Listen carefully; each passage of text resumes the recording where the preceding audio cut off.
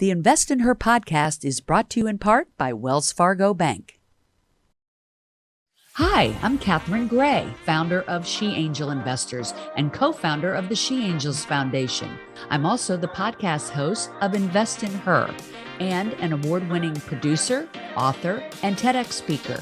Our show, Invest in Her, features phenomenal female founders and funders. As you know, women receive less than 2% of venture capital funding.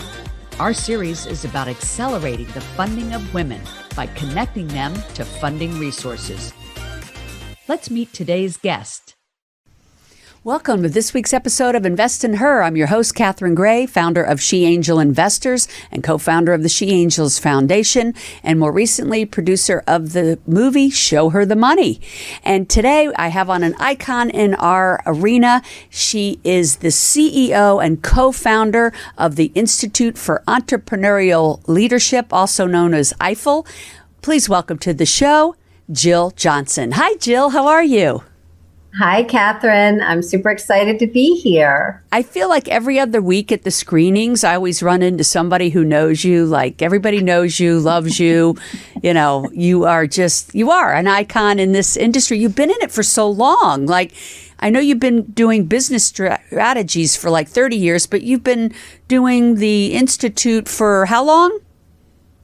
Yeah, was it 22 years now? 20-some years, yeah. So that for a long time, but really we've been in this angel space, which is how we got connected with you, a much shorter time, but we've just really gone deep understanding the vital need for angel capital. And I know we're going to talk about a lot of that. So it's been really exciting and fun delving into that community. Yeah, well, I was so happy to be on a panel with you in New Jersey recently at a screening of Show Her the Money, which, thank you, IFEL has become a supporter of our movement and our endeavor. And I know you're going to be featured in our book coming out, which is called Show Her the Money. And it features all of the women that have gotten behind this movie and movement. So I call it a movement. It must be exciting for you because here you were, one of the first trailblazers in this arena, sounding the alarm that women and BIPOC and LGBTQ people were not getting the appropriate funding. And you've been banging that drum for a couple of decades, like we just mentioned. A long time. Yeah, you must be excited to see that, you know, with all you're doing, with what we're doing with the movie, with what a lot of other amazing women are doing now in this space, that it is just starting to pick up some major traction, wouldn't you say? I want to be cautious about saying that. So I am the eternal optimist, and my father would always talk about believing in the power of possibility. So I am just that penultimate, possibility thinker. We have to think like that, right? To keep on doing the work decade after decade, really. But my caution about it is that there is still a long, long way to go. Long way, Catherine. Long way to go. We're still getting that 2%, aren't we, Jill? Yeah. And so, you'll hear people saying, wow, there's so much more funding, or there's so much more of this, because they're hearing about things in the media. And there is an energy and a groundswell around it.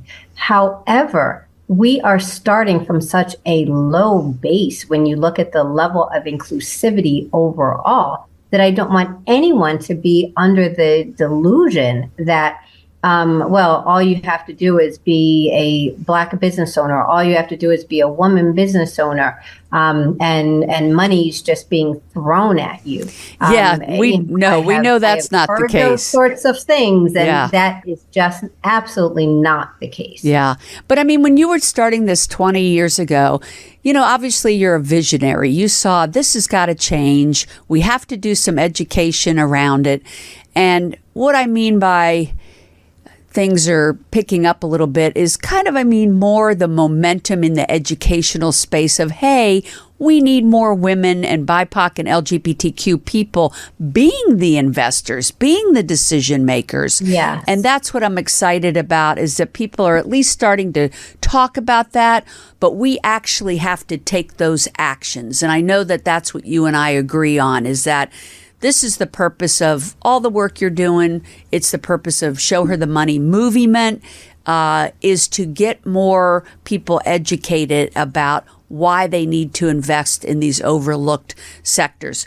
And let's mention, Catherine, I want to pause on that point for just a moment, Sure. because that really is the part that I am very excited about. It is the shift away from the narrative that the business owners need to be better, the founders need to be better. Again, we do still hear some of that, but it is the recognition that the system needs to change, that the system is fundamentally not inclusive for a whole host of reasons, and that it's the system that needs to change, and that we all need to collectively work on strategies and tactics for how we create a more inclusive system overall. So that's the piece, and that the investor community is what undergirds that for entrepreneurs. So that's the part that I am very excited about.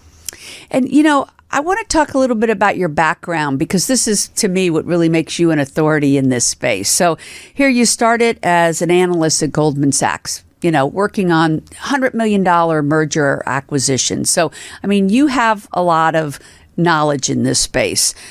You also worked for your family business, which I just learned in reading your bio, City News Publishing Company, doing ad sales, Everything. Everything. I was going to say, when you're in a small business, owned by your parents, you have to do whatever needs to be done. Yes, I was going to say partnerships, publishing with Yes Magazine, which I love the name of that, by the way. And so you have all that background. You've won awards, the Crane's New York Business Whole Health Heroes, and you're affiliated with many groups, but Women Forum in New York and also Harvard Alumni Entrepreneurs. So, this is an amazing background that you bring to the table when you started this 20 years ago. And then I want to mention the exact mission of IFEL, because I think a description of your 501(c) is important. And from what I understand, this is, your mission statement is that it's to eradicate systematic barriers that prevent historically excluded populations from having access to knowledge and networks and capital that are required for us to be successful entrepreneurs and have wealth creation. And what an incredible mission that is. We need more leaders like you in this space. So tell me about IFEL, as far as how many people have been through your program. What are some success stories? Share some things about the Institute that you're especially proud of. What I really look at is what the ingredients are, and what we started peeling back the layers on are the ingredients to success as an entrepreneur. As we know, Catherine, it's really hard to be successful as an entrepreneur, no matter the level of resource that you have. You could have all the resources in the world and still not be successful. And we see that happen all the time. The key here is that you don't even have the opportunity, the possibility of being successful without access to knowledge, networks, and capital. And all of those three are really, really intertwined and integrated.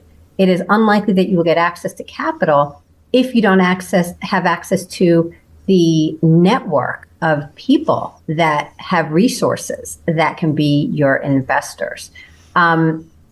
At the Institute for Entrepreneurial Leadership, we talk about historical exclusion as a distinction from discrimination and people who lack of sorry. Yeah, like lack of resources or networks or connections. We look at historical exclusion versus discrimination, racism that we know exists. There are, lots of people who don't like other people. That is what it is. But there was a point in time in the United States where there were certain groups that were prevented by law from owning homes or having owning homes in specific areas, from being able to take advantage of federally backed mortgage programs that led to the growth of the middle class. So that is the historical exclusion to which we refer. Now, when we look at our strategies for creating a more inclusive entrepreneurial ecosystem, these strategies can be applied and tactics can be applied across the board to and for and on behalf of any group that matters to you. So that's where we see the work that we do as being very universal, even when we are focused more narrowly in testing strategies with specific groups. Right. And, like you're saying, it does depend on where you grow up, whether you have access to connections and resources. So thank goodness for IFEL, because you're providing that platform to all of these overlooked communities that don't have access to that. You're giving them access to those resources and connections that they need. What an incredible platform. Yeah, and it really, again, does come from the combination of my experiences. By and large, I had a very short stint, in investment banking in the financial analyst program. I was at, the bottom of the totem pole. But even that short experience gave me this view into a world where capital was just not a constraint. My parents' business helped me to understand what business owners really go through and the challenges on a day-to-day basis and what the impact is if you don't have access to capital, the constraints that causes for you, even from a mindset perspective. I did have the good fortune of attending and graduating from Harvard. I've been in a lot of different circles and I move in a lot of different circles. And so I do have a level of connectivity and access that is unique and I realize very privileged. And so it's having that view that helps me to understand that when you don't have that, it is a severely limiting factor. So I look to, how do I use my resources, my connections, my connectivity, and that of the others in my network to open more doors for more people. And that's where you and I definitely align. Like, I'm all about connecting. I think there's such a magic in that. And you know what?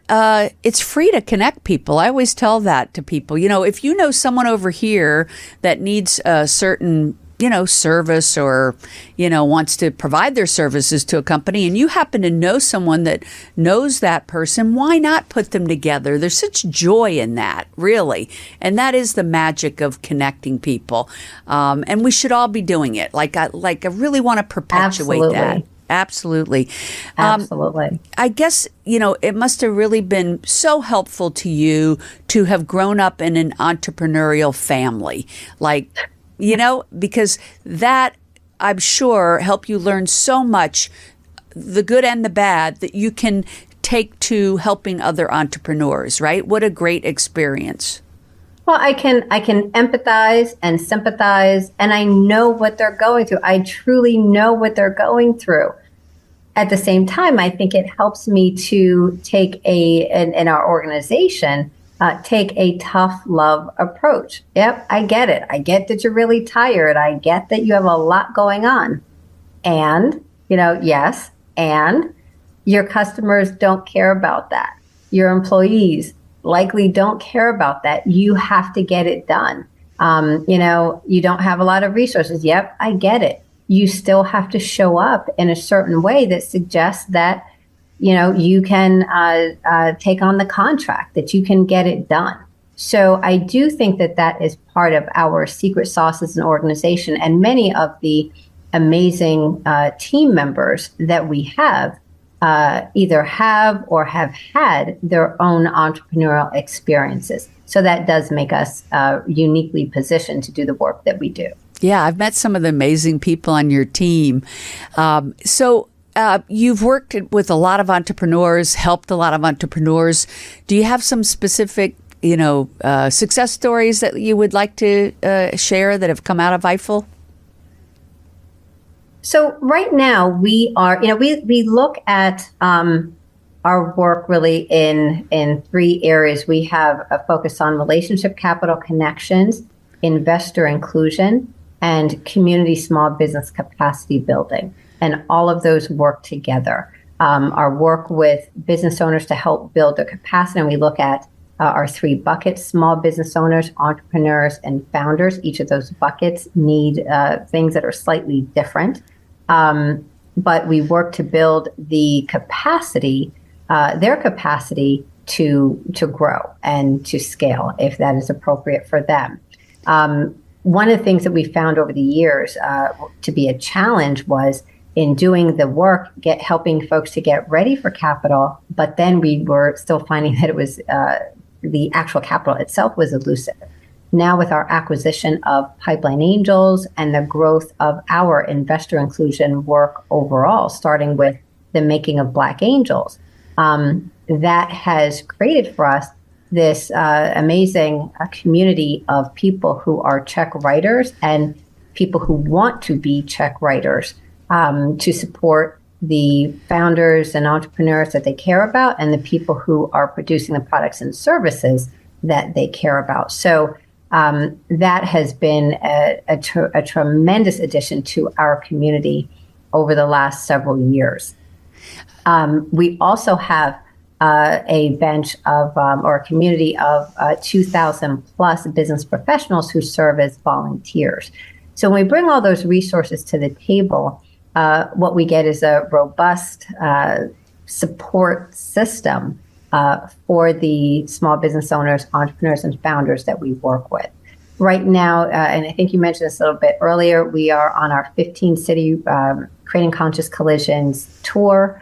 And what we have observed from that, Catherine, and it's there are comments that we hear over and over again, that the true value in what people get, what these small business owners, entrepreneurs, and founders get from being part of our community is the connectivity. We have seen founders connect with investors at the events and actually get checks written, actually get capital because they had that connection. We have seen business owners who are engaged in crowdfunding campaigns, and we're able to share that information throughout our network, and they're able to complete their crowdfunding raises. Even just having, and I don't want to say just because this is really important, but having the support of volunteer expertise. So that's money that they don't have to spend getting the expertise that they desperately need in the form of even legal support, support with marketing, so that they're able to stretch the scarce dollars, the scarce capital that they do have, and make that create more runway for themselves in that way. I always say, often and most of the time, entrepreneurs have their great idea, and that's what they're good at. But they're not good at everything, and they can't try to do everything themselves. And I feel like that's where IFEL really comes in, the Institute for Entrepreneurial Leadership, helping them with anything from accounting to legal to marketing, like you just mentioned. Those are also important. And I always say, do what you're good at, and then bring in people that are good at what you're not good at or what you don't like doing, because you're not going to be good at it if you don't like doing it, and let those people do what they love doing. That's what really makes it work. Most businesses absolutely need a team in order to really be successful. And so I love that you're supplying that, knowledge, those connections, those resources, as well as the funding, which is also incredibly important.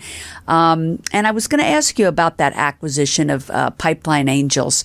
So it made perfect sense that you acquired that to offer now that resource of capital to the members of your IFEL entity.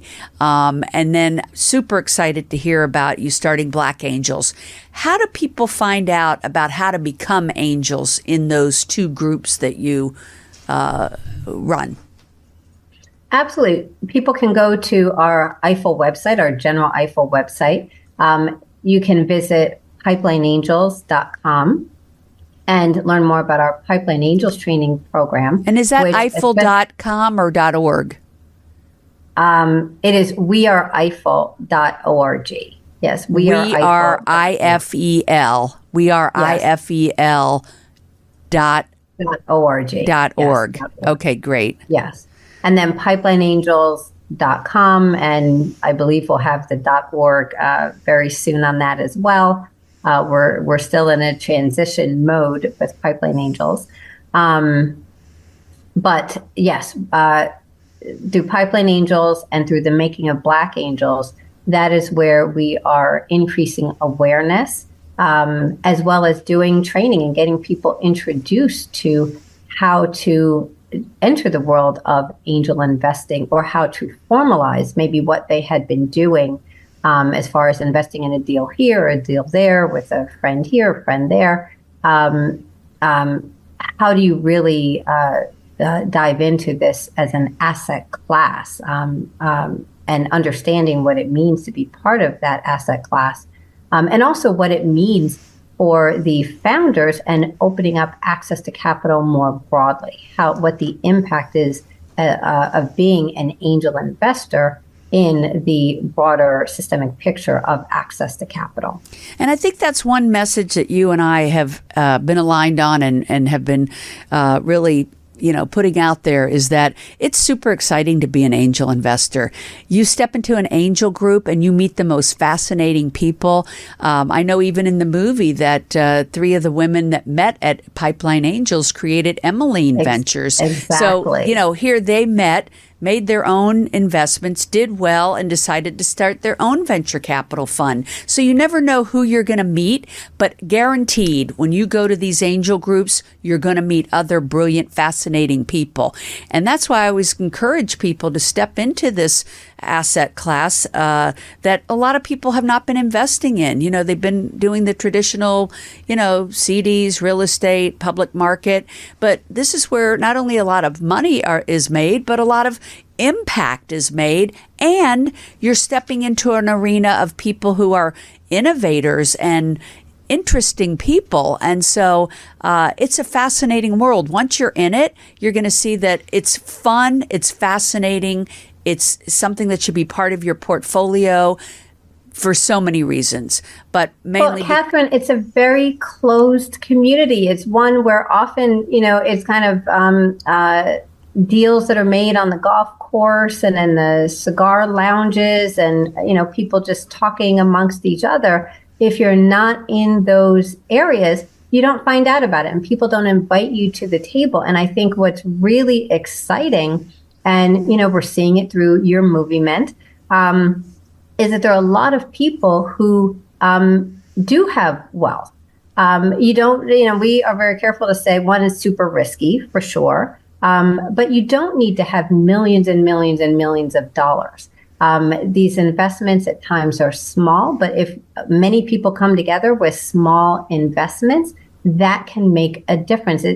Sometimes it's only the difference of $25,000 or $50,000 that can create tremendous runway for founders to be able to get to the next bridge for them to cross, or give them the runway to cross that bridge.